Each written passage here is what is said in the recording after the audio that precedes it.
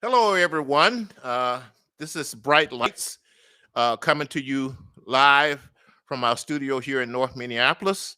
I'm your host, Lacey Johnson, and a program where every week we bring on people who have achieved in the area of business, technology, education, and all fields of endeavors. As bright lights, we shine a bright light on them. In turn, they shine a bright light and share that bright light with our audience. And hopefully, our audience will share the bright lights about this program with other people. And so we'll have a win win win situation. Uh, Today in Minneapolis, it is hot as a mug, as they would say in the Black English vernacular. And I got that from Liberal Arts College over at the University of Minnesota. That's the type of stuff they teach you there. And so it's just very, very hot. And I think it was like 97, 98 degrees since the last time we gathered. Over the weekend, I had a good family get together, celebrated my niece's birthday. It's always great to have family get together. It's the first time we've gotten together without masks and things like that. And just had a great time. So that's the good thing. But speaking of uh, hot issue still is law enforcement. The whole police situation here. I understand that the chief of police wanted up to 1,200 officers as part of the Minneapolis Police Department. And given the recent set of events, I think we're down to 500. And I hear if you got the burglar alarm system that's automatically calls out the police, they're not coming nowadays. I shouldn't be telling the burglars that, but they understand that they can do anything. And I don't know about other people here in the Twin Cities, but it's scary out there.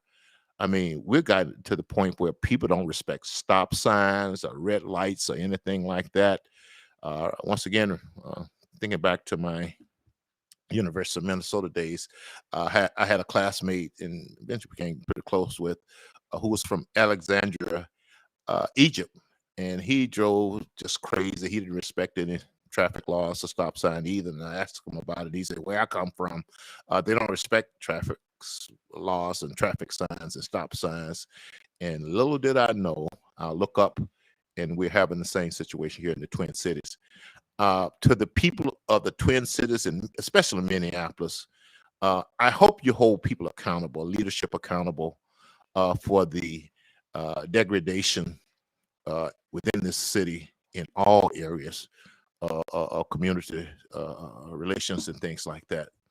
But having said that, we are all about solutions here. I've been pretty steadfast in saying that most of these issues that we're dealing with, we can only offer band-aids to them, panaceas perhaps, that ultimately, to get to the root cause of these issues, we're going to have economic development where we're putting money in people's pockets, raising their level of income and their net worth, creating generational wealth that they can pass on to their children. We're going to have quality education for everyone. And we're going to have to get out of this thing where we can educate certain children if we only had more money. We can educate certain children if their parents were more involved. We need to have an attitude that we're going to educate our children, no excuses. But we won't see that from the current structure. So economic development, quality education, family, we got to put the family back together, rebuild the family. And part of that is uplifting the men, and so they can take the proper role to support and lead their family, protect their family, provide for their families. And finally, I believe in a foundation of faith. And before we bring on our guest, I will say we will have a special Father's Day program where we will talk about the importance of fathers in the home. And I've been pretty straight up front, trying to keep it 100, that until men start marrying the mothers of their children and staying there and supporting their children and basically putting their family first, that we're not going to get to the bottom of most of these issues. So feel free to disagree with me. I hope I'm wrong, but I don't think so. So let's bring on tonight's guest. Tonight's guest is Mr. Ron Waliczek. I got that right, Waliczek. He's going to straighten me out, and he's into banking and mainly in the foreign exchange area. So we're going to talk to him and things that he's been doing. He's recently moved here to the Twin Cities, and he's just been involved already in the community. So, Ron, glad to see you. Welcome. Well, good evening, Lacey, and well, thanks for having me, first of all. And your opening statements are so incredibly positive, and I really appreciate those comments about where we have to go as a city, as a state, country. I mean, there's some great messages there. And yes, and I even though I know it's challenging, and I know that it's not easy, but I'm very positive that we can get this done. I have a lot of faith and confidence in the people and the human capital. I tend not to pity people because I think they can do it. Whatever I do, I think they can be successful at whatever they do. And I have this motto that I say to the young men that I talk to: if I can do it, you can do it. And that's just my feeling. And I think there's so much that goes on where people are always preaching to our youth about all the obstacles in their lives. I'm here to preach to the great advantages and opportunities, and that they can do anything they want to do. So thank you for that generous feedback, Ron. So let's get started here. First of all, bail me out a little bit. I think I pronounced your name halfway correctly. Yeah, Ron. Repeat it for our audience. And so when they're talking to their friends, they won't use my pronunciation of it. They will use yours. Well, and hopefully they'll use it in a positive way. So it's Waliczek. And I know, I'm originally from Chicago, a very large Polish population. And I moved up here to the Twin Cities just literally 13 months ago. And I noticed there's a large Polish population here. And I'm thinking to myself, my name should be fairly easy to pronounce. But then I think about all of the other Polish names that I can't pronounce. So, as long as you get it in the ballpark, I could figure it out. So it's just Waliczek. Okay, and the extra challenge with me, you mix it with Mississippi background, Mississippi accent, and that's a little bit even more challenging there. So, Ron, let's first of all, you said you're from Chicago. What a wonderful city that is. It is. I hope they still have kept it that way. You haven't been back since some of the recent things, but it's a beautiful, wonderful city.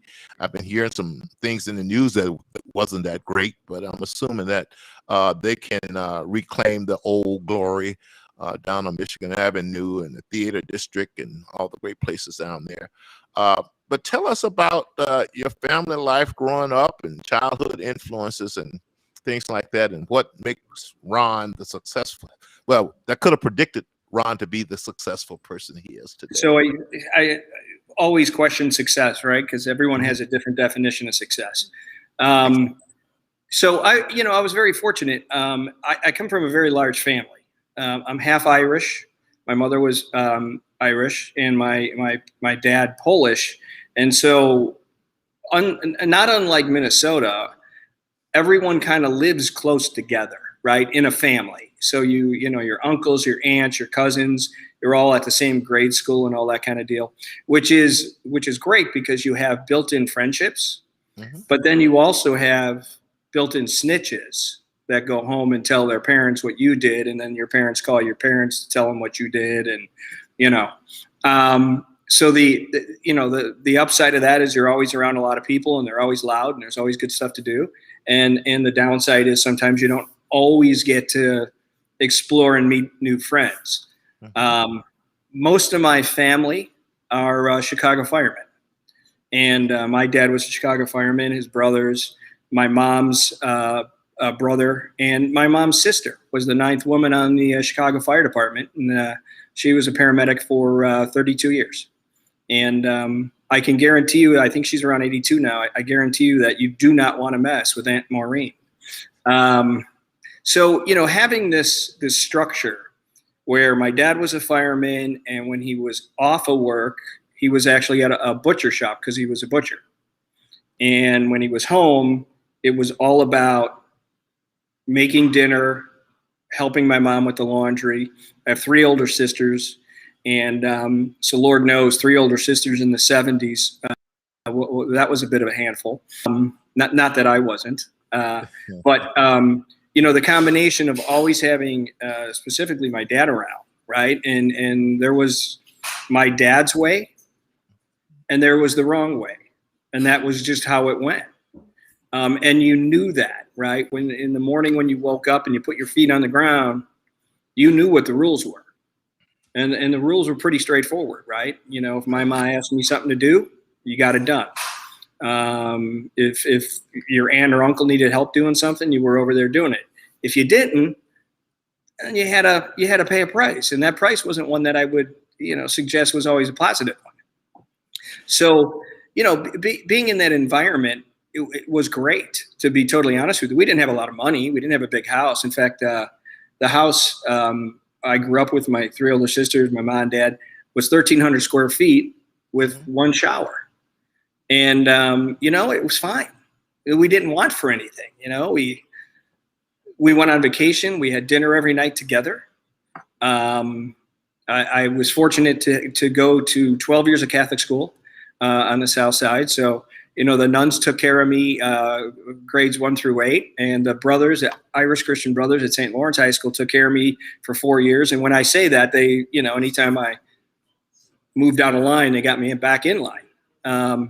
So again, it was much more disciplined and much more, I want to say easy, because I think the young people today have so many things coming at them in every direction that it's much more difficult, where it was a more simple time. Yeah. And you were much happier. Well, yeah, and like same here, similar background, and it was a lot easier when the adults made the rules and you just followed them. And it's not that hard. They never asked you what your opinion was. You just did what they did. Right. So I know exactly where you're coming from. Well, here's the thing. You talk about all the firemen in your family background. What made you go? What caused you to go wrong here, Ron, and get into finance and major in agriculture economics at University of Illinois Urbana-Champaign? You got an MBA in finance from Southern Methodist University, the Cox School of Business.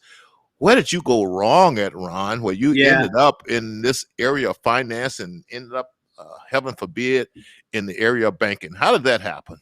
So that's a great question. I'll just say that my mother passed away several years ago, and when we were going through her stuff, she still had my letter from the Chicago Fire Department in her drawer, waiting for me to make a change.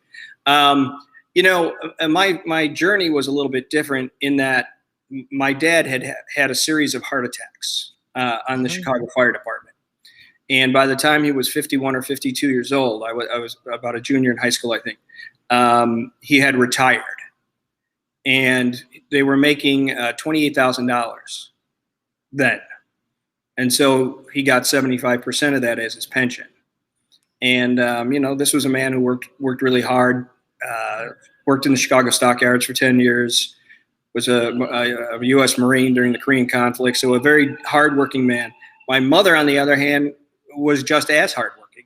My mother grew up in a housing project, and she always worked, right? And so when I looked at that and thought to myself, wow, here's a couple that's really worked hard their whole life to come from nothing and build a nice family, have no bills, and you're going to get 75% of 28 grand.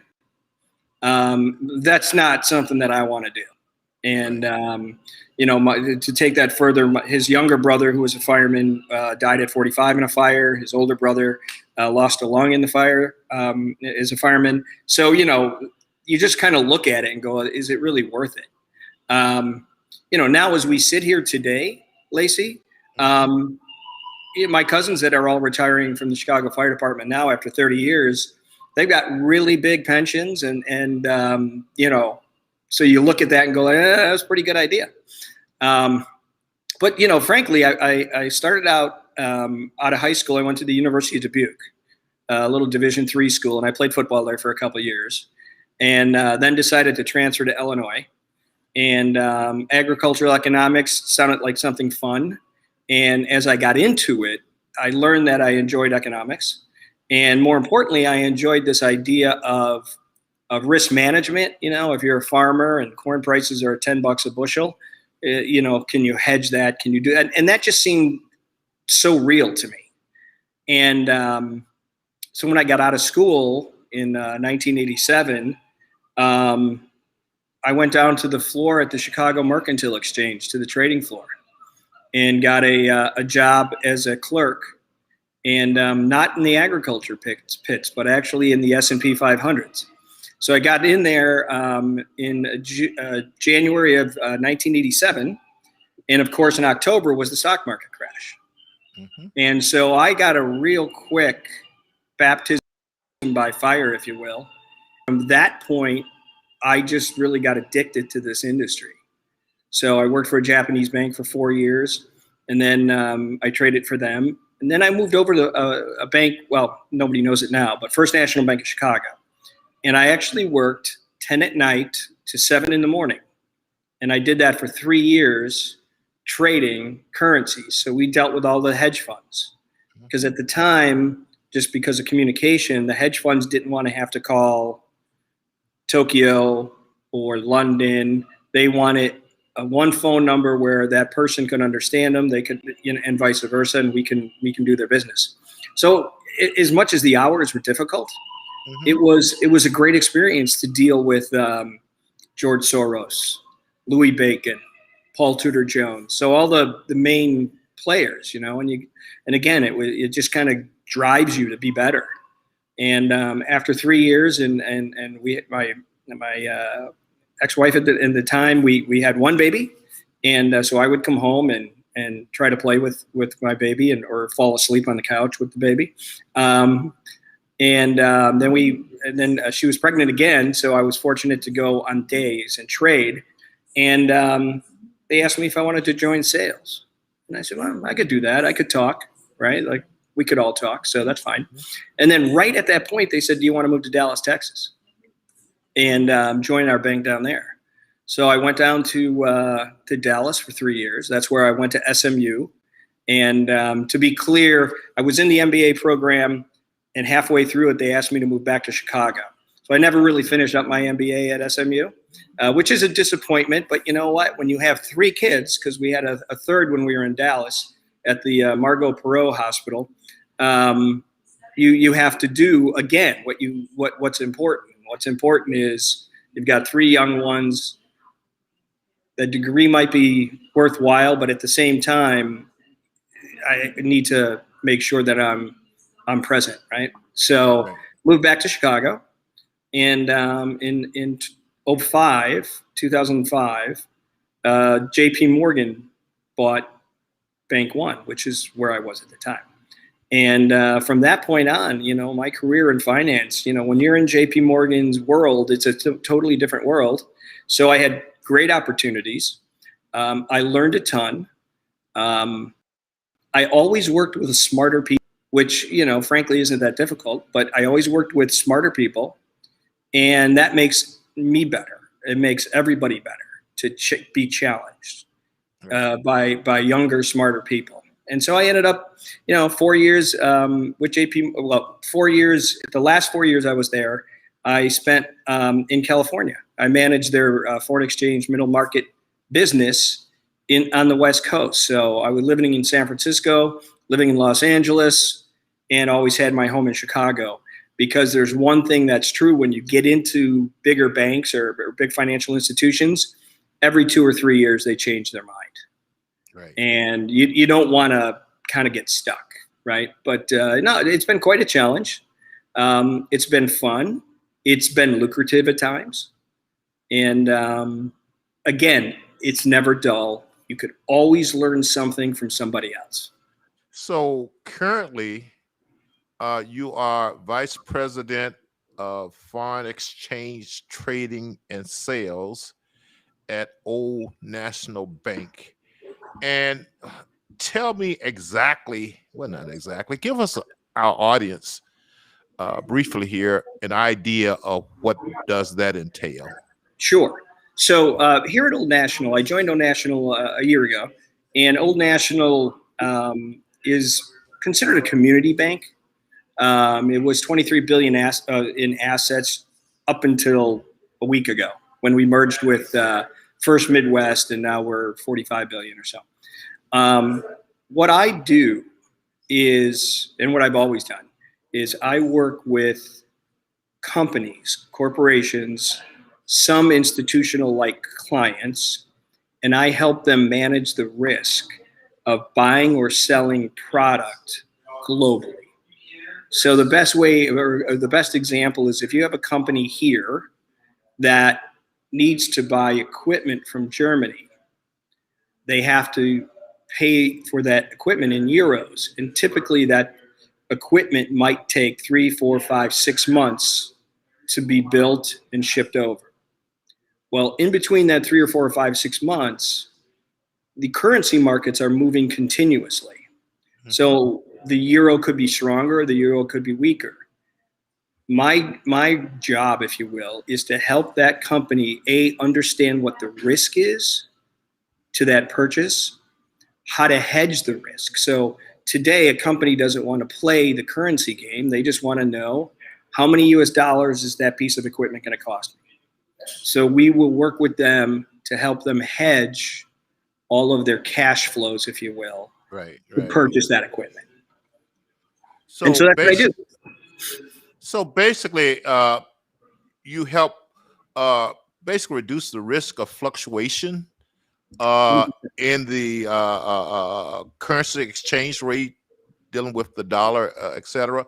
Right. So explain to me, as we know, recently, I think we can safely say the Federal Reserve basically have been flooding the market with money and dollars and things like that. And Yeah, as we all know, basic economics that generally leads to inflation. And how is that currently impacting the foreign currency trade market, global market right now? And what do you see down the road as far as the impact it's going to have? yeah. We all wish we had that crystal ball, right? That's right. You wouldn't be sitting here talking to me. So we're in this very strange time right now, right? As we come out of COVID, and we are coming out of COVID, not just from the number of folks that are being infected or dying, but in general, the economies globally are starting to move forward, and a big part of that is the vaccine. And I think another big part of that is the fact that this virus has run its course, right? At least for the moment. So we're starting to see a lot more activity globally. So companies had been holding back on their purchases, and now they're going to have to go out and buy. And so our business is getting a little bit more active, if you will. Now, we have this struggle where typically if you're seeing an active participant or an active company, or the market is active, then you would see more volatility. But right now, we have this struggle going on. You have the Fed saying they're going to keep rates low at 0.25%, and they're going to continue to print money for some period of time, and most likely will not raise rates till 2023 or something like that. You have Europe kind of faced with the same problem. And when you look at the Europe, the EU, and you look at the US, we're similar in the size of the economies. So you have the two of them trying to figure out when to raise rates, if they want to raise rates. And so the conversation has been about inflation. And the new, whenever you're in the financial markets, there's 87, 98, 2008, and now today. So you have these blow-ups, right, in the marketplace. And there's always like new catchphrases. that come out, right? In 1998, it was green shoots. 2008, it was transparency, which you'll hear from everybody now. I want to be transparent. Well, between you and I, Lacey, to me, transparent means be honest. We don't need to make a big word or tell people we're going to be transparent. Just be honest with people. This is what it's going to cost. This is what it's not going to cost. I'll be home at 10. Let's just be honest, right? And now all of a sudden it's a everybody's got to be transparent. But when we look at the inflation that seems to be driving through our economy right now, and a lot of economists are really nervous that this inflation is going to drive interest rates much, much higher. Some talking about the Jimmy Carter rates of 16, 17, 18%. The issue, though, is the inflation we're seeing today. They want to call it transitory. So maybe it is really all of the built up demand for something, for some product, for some commodity. And once that demand flows through the system may go back to where it was. So in a lot of ways, we want to hope for that, right? Because we don't want 17 or 18% interest rates. Right. But how do the system go back to where it was when you have not done anything to impact the number of dollar bills out there? Yeah, so this is the biggest question in my mind. I personally, and this is not Old National Bank, but I personally think the dollar is going to be much weaker a year from now. I think the dollar is going to be much weaker 5 years from now.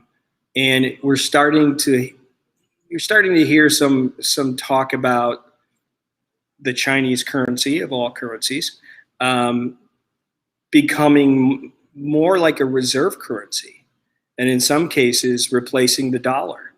Last week, Ray Dalio, which is the big hedge fund guy, said that that's kind of what he sees. He sees over time that the dollar loses its luster. That's a difficult spot to be in. And I would say this, when it comes to currencies, the strongest currency always has the strongest navy. So prior to the US dollar, you had the UK, you had the pound, and the UK had the strongest currency and the strongest navy. And for a long time now, the US has had the strongest navy. And again, I'd probably get laughed out of the circles around Yale and Harvard with that comment, but it is true. So if you believe that the reserve currency is going to be China, then you also have to assume that they're going to have an incredible navy to back that up. I've been hearing some stories about what they're doing militarily. Oh, and before I go any further, I said when you haven't done nothing about the number of dollars out there, and I can hear my old English teachers, Mrs. Nelson and Mrs. Fraser, saying, "You're using the double negative." When you haven't done anything. Let's stick on the subject of the Chinese currency.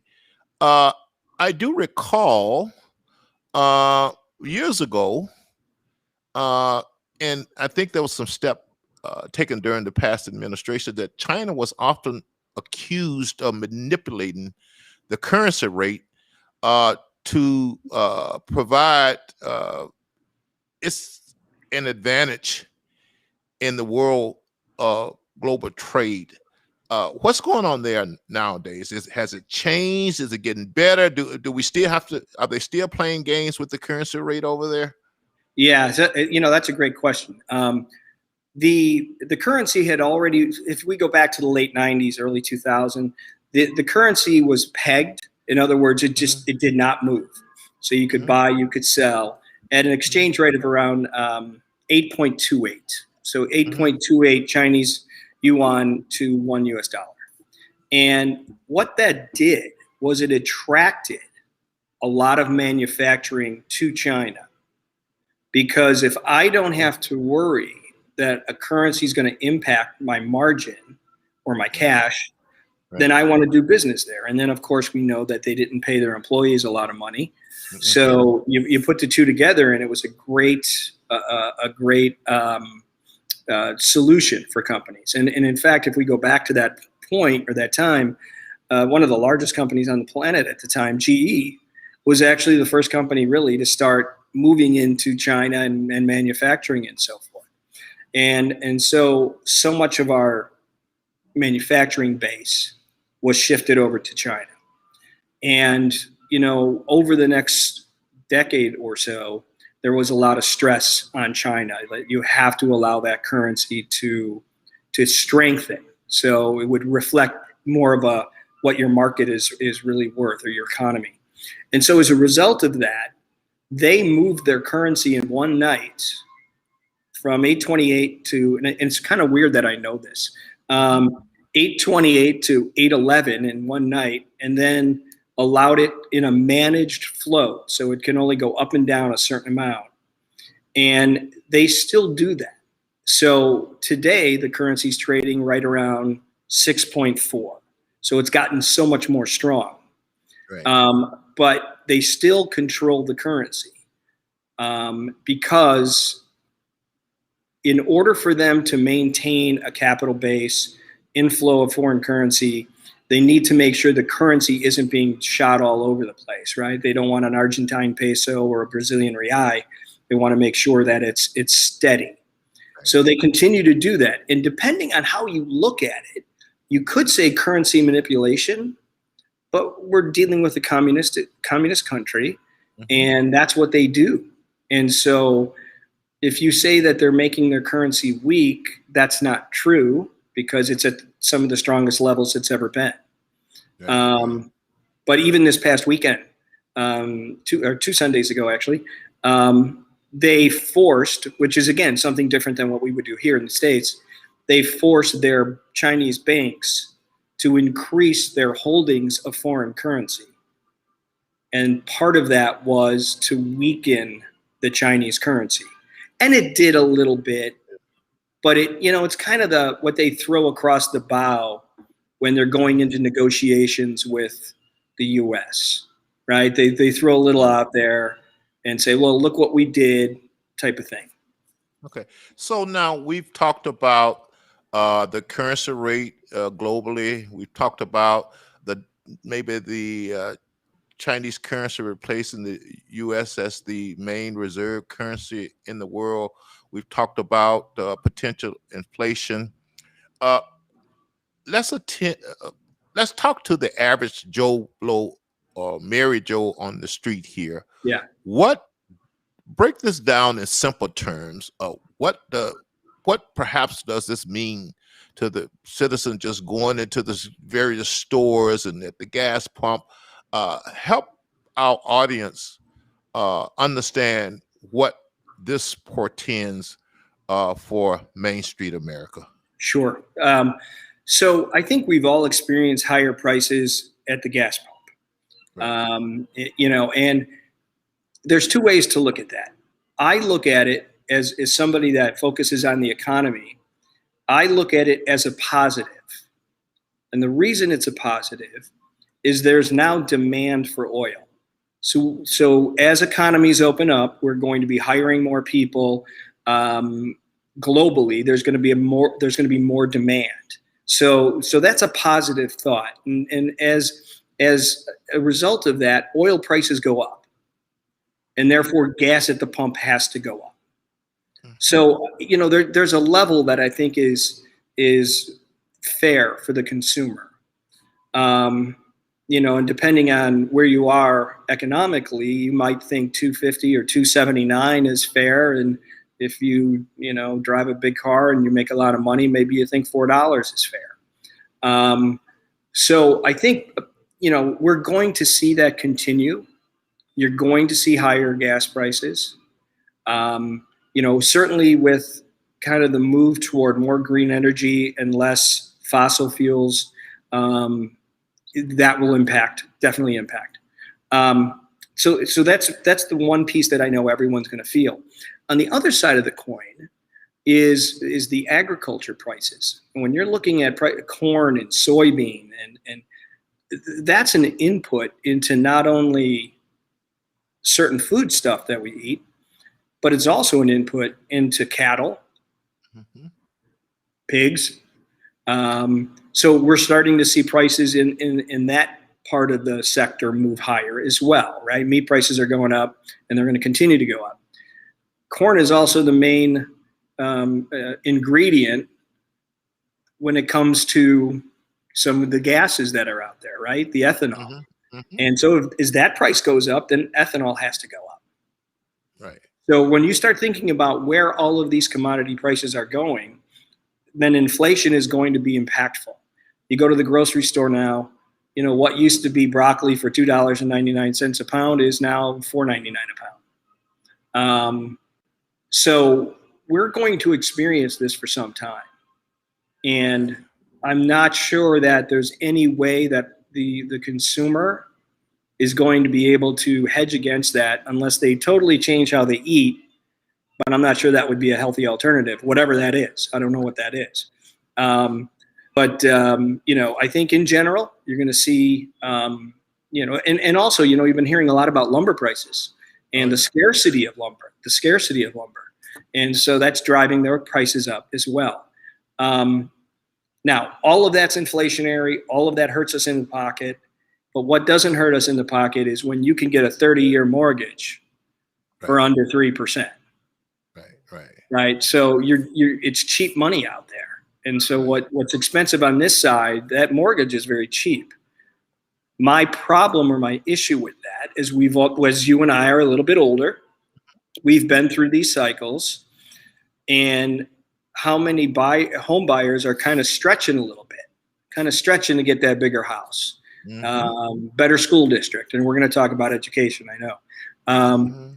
So how do I stretch to get that? Well, even though the money's cheap, if they're using a variable rate mortgage or something like that, eventually when rates do go higher, and they will, those rates are going to adjust, and that mortgage is going to become very difficult for the home buyer. So that's what I worry about. Okay. So now in advising these companies how to mitigate risk and hedge against fluctuation in the currency rates, I'm going to assume that you look at other factors such as consumer price index and where that's going, and unemployment and all of that. And where I'm going, Ron, is that currently, as I understand it, there's a lot of jobs out there that people are not taking because they can make more money not working.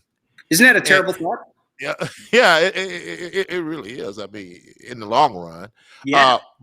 But how do you see that eventually impacting the unemployment rate or jobs availability down the road? And is that going to be a good thing or a bad thing or a neutral thing for the average consumer? So just the other day, the new number came out for job openings, 9.2 million job openings. That's a record number. On Friday, the unemployment rate came out, or the unemployment numbers came out, and they were big. I mean, 560-some thousand jobs, but less than expected. But I kind of say, well, what's less than expected? I'll take 560,000 jobs every month, right? That's a good thing. But as people don't have to work and they don't have to stretch themselves. So now when you enter the job market, or you're moving from job one to job two, you are still stretching yourself in terms of knowledge and ability, right? So that's a positive thing for a human being, to stretch yourself, to go out and be a little uncomfortable with where you're at. And if we don't see folks doing that because it's easier to stay home, then that's a problem long term, in my opinion. Right. That you need to challenge yourself, you need to stretch yourself, and you need to get some pride. Like, I did this and I got paid, so now I want to try doing that and I want to get paid.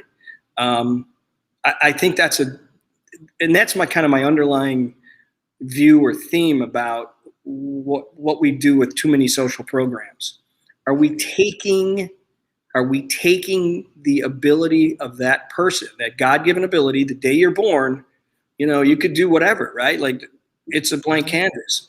Are we taking that canvas away by saying, "We'll sit down and we'll give you $300 or $380"? A quick story. I have a daughter who lives in Atlanta, and she just finished up her graduate degree down there. She works for the medical examiner's office, DeKalb County Medical Examiner's Office, and she also is a waitress. Server, I guess we're supposed to say server. Yeah, that's to be safe here. Let's be pronoun neutral or whatever. Right. He knows what I meant. But she was working on the weekends at a wine bar right next to the Brave Stadium. And once that first line of checks went out, half of the staff never came back to work. Yeah. And I remember having a call with her and saying, I said, "Well, what do you plan on doing?" And she's like, "Well, I plan on working." And I'm like, "Absolutely." I said, "If they don't want to work, you work more, and I guarantee you're going to make more money." Yeah. And so she's been, she works 2 jobs, and she's doing great, but she's also 25, so that's a good thing.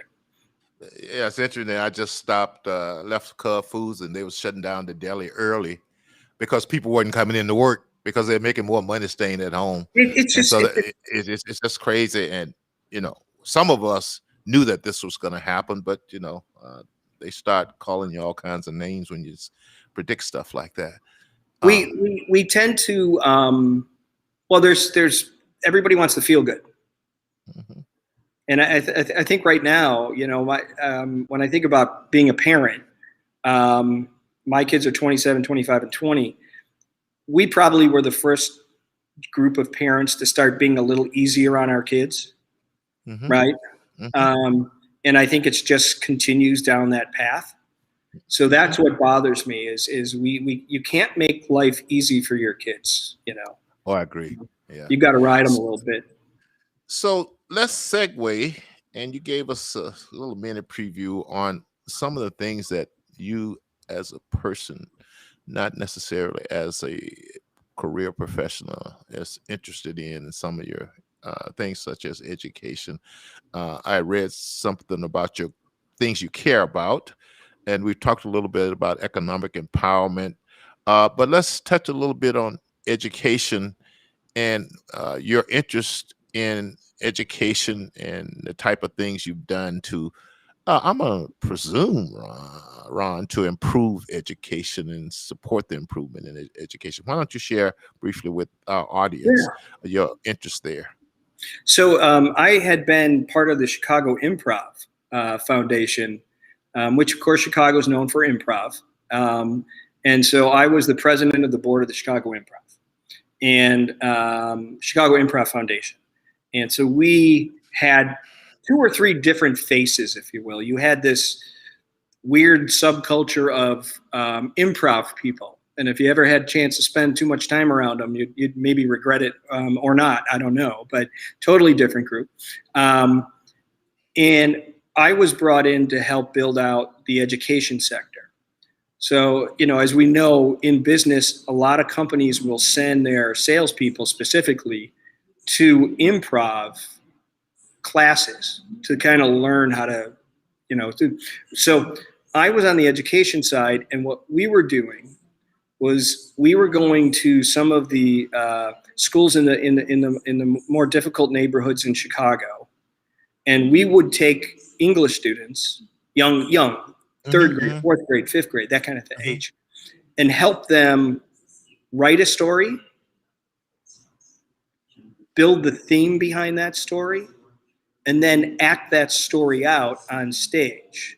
And we had all of our improv professionals that would spend a day or 2 to help them understand that you could write that story and see it actually show up on stage 2 days later. And it was difficult getting funding for that kind of thing, but I've got to tell you, the results were fantastic. And because it was such a good thing, the energy around the improv artists, it was great. So it was really, really great to be involved in that. Okay. So, that to me is a really important thing, is to get these young people when they're still ready to learn. Because we know that at a certain age, it's not cool anymore, right? but you want to get them involved in those types of things. Okay. And you used the phrase more difficult communities in Chicago. I think I'm using that correctly. Were any of these more difficult communities in Chicago on either the south side or the west side? Yeah, where we know. They were in those two areas. Okay. See, I'm a South Sider, so I'm very I'm a little more sensitive when it comes to the South Side, right? Like I'm only going to go to a White Sox game. I will not go to a Cubs game, right? So I don't know what goes on that side of the town. I just know what goes on the south and west side. But as you know, when you read in the papers, both of those areas, Englewood and Austin area, it's just awful. Yeah. But interestingly enough, Lacey, they always have been. Yeah. Since I was a little kid, no change. Yeah. No change. Here's the thing. Call me naive or whatever, but I think I have done my homework. I think there's hope there, and some of the things that we're trying to do here, and you and I must share with the audience that I work with an Opportunity Zone Fund that's basically designed to bring for-profit enterprises into these more difficult communities, and that you have been helping with that effort. And I really appreciate that. You've been introducing us to a lot of people who want to make a difference and who at the same time take advantage of the tax savings on capital gains. So it's a wonderful thing that we're doing here.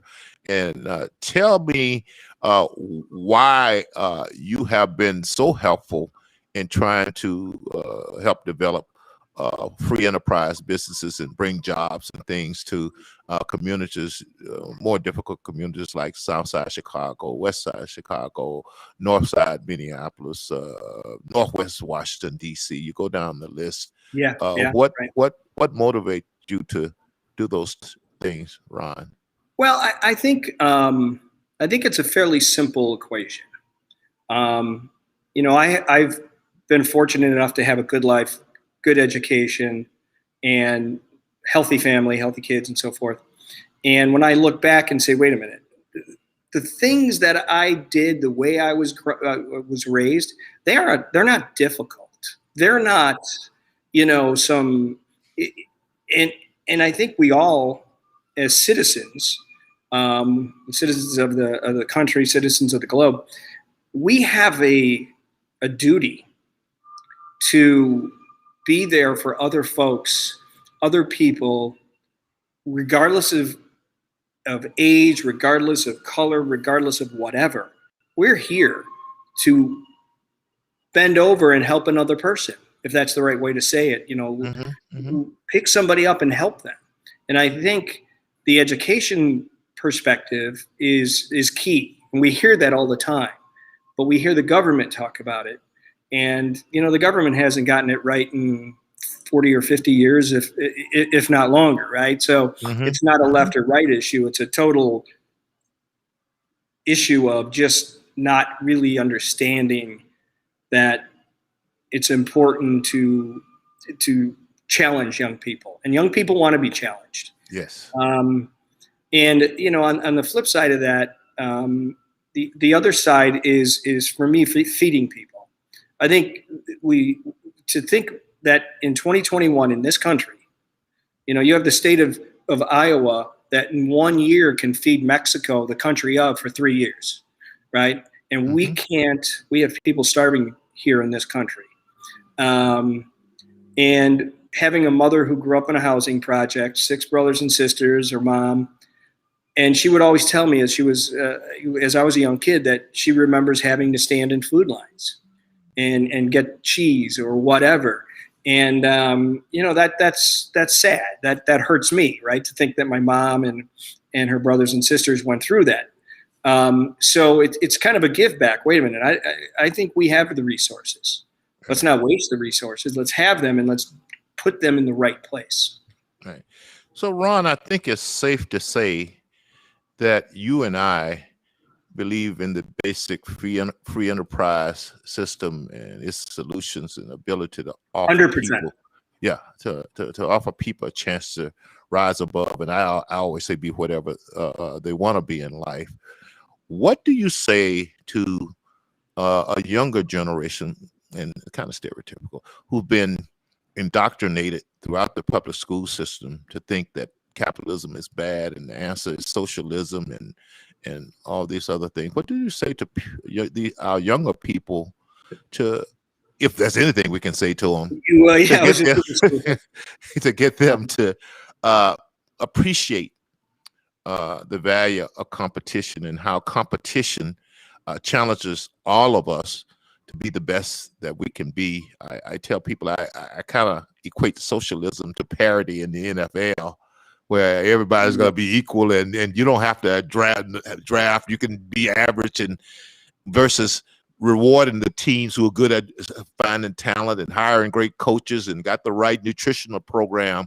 And the way I put it too, I used to love it when there was teams that like Dallas and Pittsburgh that just beat the heck out of these other teams who weren't doing so well and challenged them to get better. But that's a long way of coming back to the question. What do you say to young people who think that this system is bad and we need to replace it, and let's give everybody a guaranteed income and they don't have to work? What do you say to people, not just young people, there's old people too that thinks that way? What do you say? Oh, yeah. So to your point, it's very difficult to have the conversation with them because they've been indoctrinated. They've, some of them are already in college and they're listening to a professor who maybe has never had a real job. And I'm not saying that in a negative, well, I am saying it in a little bit of a negative way. You tell it like it is. You didn't go out and do the interview and sit down and then go from nowhere to somewhere. The challenge in that conversation is when you look around the globe, you look at Venezuela, you look at Argentina, you look at China, you look at in parts of Russia. Do you think that is a positive way to live? And again, I would think about talking to my kids' friends and so forth. You've had parents that worked really hard, paid for your college education. You've never had to write a check. You never knew what that bill looked like. And so now you sit here and go, well, wait, who's going to give me money now? Oh, I like this idea of socialism. I like this idea of, getting free money. Well, there's nothing free in life. For every attachment to free, there's a negative. And when I think about free money, then you're capped. You're not going anywhere. And if you look at somebody that parents are poor and they struggled and they fought and they get to be a doctor, which you could do here in this country, right? Yes. You could do that. That person, in my mind, is a much better person than somebody who has been given it their whole life. And yes, they're a doctor and this other person is a doctor, but being a doctor from nowhere is so much better. The character that you've built, right? So how do I tell these young people, listen, the car you're driving, it's going to be gone. The bus fare you have, that's all you're going to have.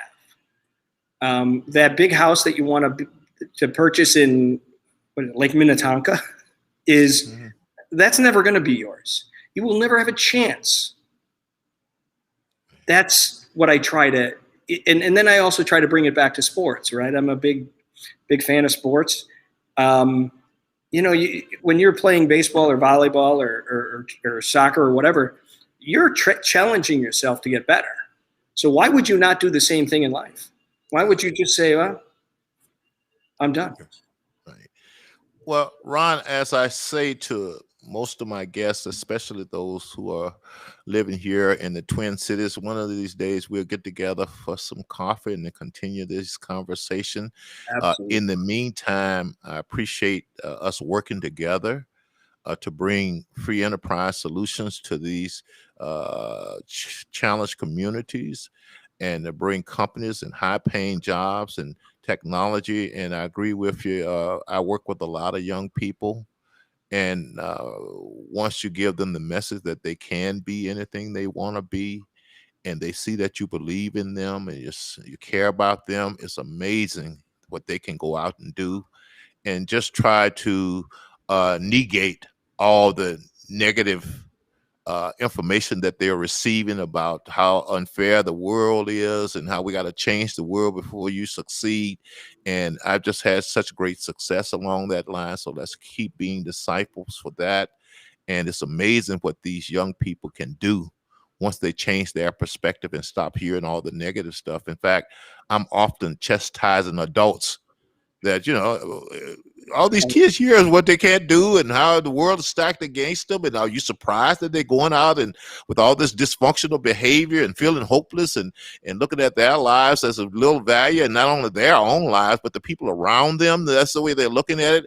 And I tell everyone, and I'm just like when you were growing up, my parents and adults didn't talk to me about those things. They talked to me about, hey, what you need to do to get better. And if you do these things, chances are you're going to succeed in life. So we need to get back to that. And I thank you for helping spread that message. And once again, for help doing basically practical, offering practical solutions to these issues. So thanks again. Now, is there anything, Ron, that you wanted to talk about or say to our audience that I, as a fledgling interviewer, I did not ask, or anything along those lines, or any parting words you'd like to leave with our audience? Yeah. So first of all, this was a great interview. You're fantastic at this. So, I think we found your new career.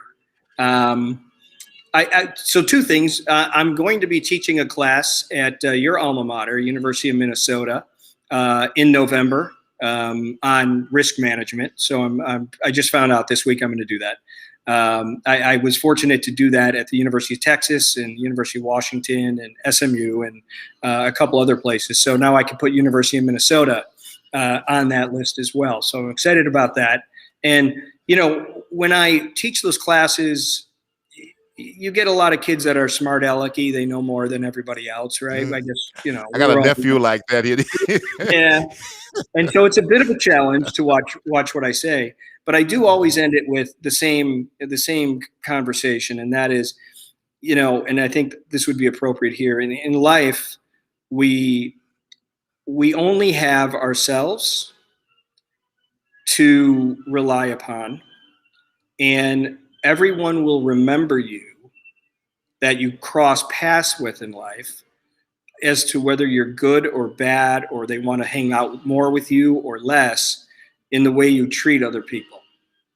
So when you graduate from college, you graduate from high school, get out of the military, always remember that 20 years from now, 30 years from now, 40 years from now, people will remember you for how you treated other people.